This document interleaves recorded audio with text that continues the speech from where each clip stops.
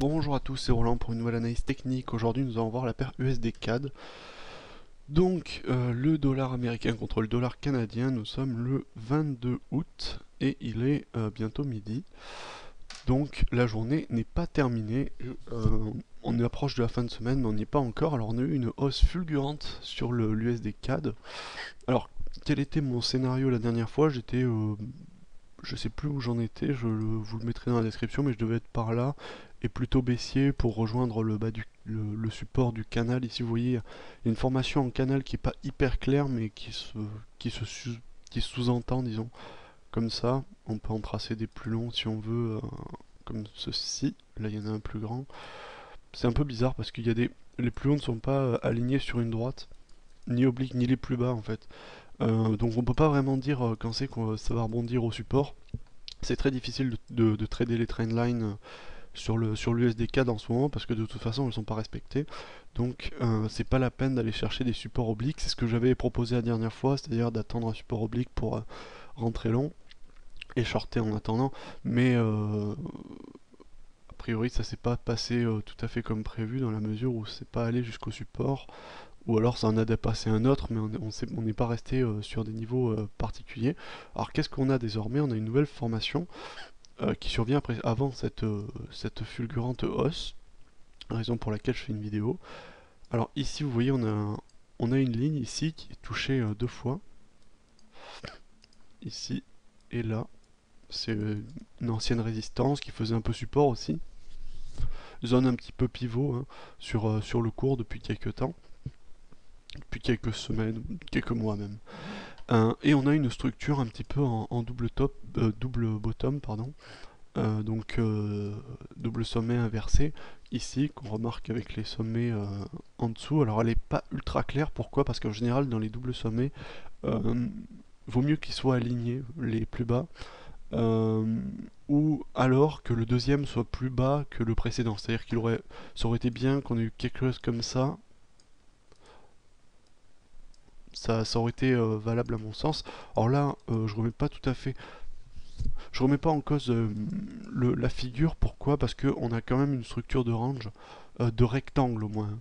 On a quelque chose comme ça.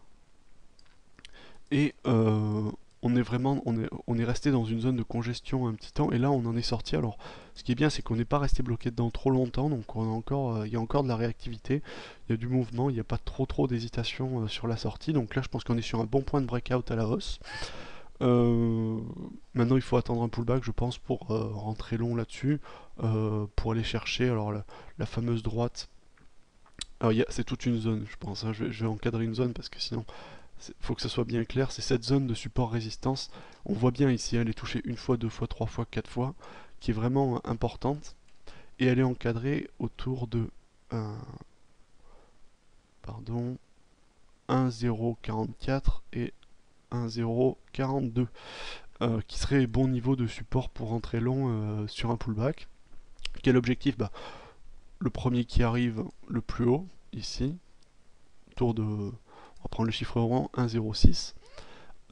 Et le deuxième, l'objectif de la figure, ici, qui est en sortie, nous donne 1,06 ici, donc on est bien.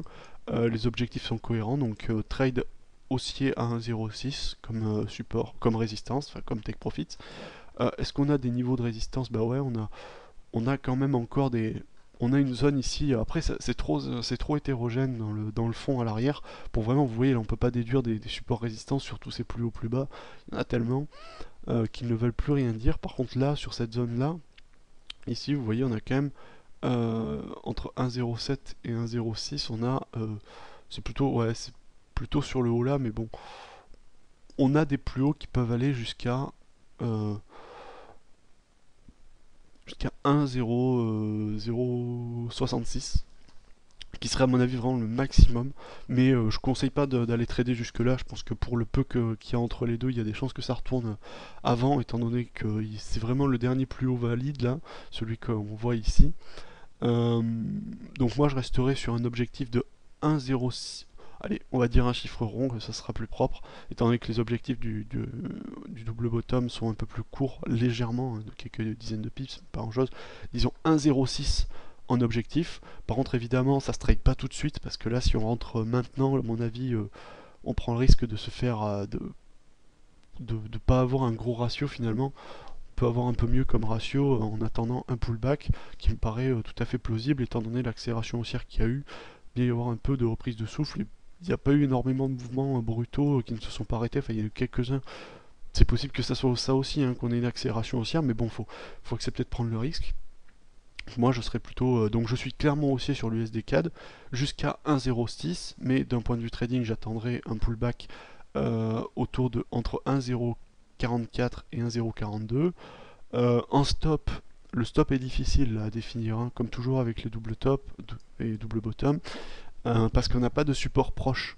Alors, qu'est-ce qu'on a comme zone de support proche? Évidemment, je ne vais pas vous donner un stop. J'ai dit que je commençais à desserrer un peu mes stops, mais je ne vais pas vous donner un stop au dernier plus bas, c'est-à-dire à 1,02, 1,027. Là, je veux dire, on est vraiment trop loin, quoi, et ça fait un ratio minimal, c'est trop faible. Je pense qu'il faut serrer un petit peu plus dans la mesure où on attend jusqu'au pullback. Je pense qu'on peut chercher un stop autour de... Vous voyez là, il y a une zone de support qui se trace ici. Je pense que au pire du pire, j'invaliderai mon scénario. Enfin, c'est difficile de dire j'invaliderai mon scénario. En tout cas, j'invaliderai le double bottom en dessous de 1,033 à peu près. Ici, ça me paraît être un bon niveau maximal baissier. On resterait sur un ratio supérieur à 1 si on arrivait à faire le pullback. De toute manière, il faut remettre déjà en doute l'analyse. Si on passe en dessous de 1,0, disons qu'en dessous de 1,04, ça sera... l'analyse va changer. Peut-être que je serai toujours haussier, mais l'analyse va changer. Ça sera pas, ça sera plus vraiment une figure de double bottom. On sera plutôt dans une structure de canal comme ça. Vous voyez ce que je veux dire? Donc il peut y avoir, il faut faire attention à ça, vous voyez, que la reprise de souffle ne soit pas trop longue et qu'on s'amène pas dans un support. Mais à ce moment-là, de toute manière, le stop que je donne ne serait pas touché si rapidement. Donc je pense qu'être plutôt cohérent avec ce stop de 1,033. Voilà. Donc stop 1,033, entrée entre 1,044 et 1,042 et sortie à la hausse à 1,06. Voilà, j'espère que cette vidéo vous aura plu. Je vous dis à la prochaine.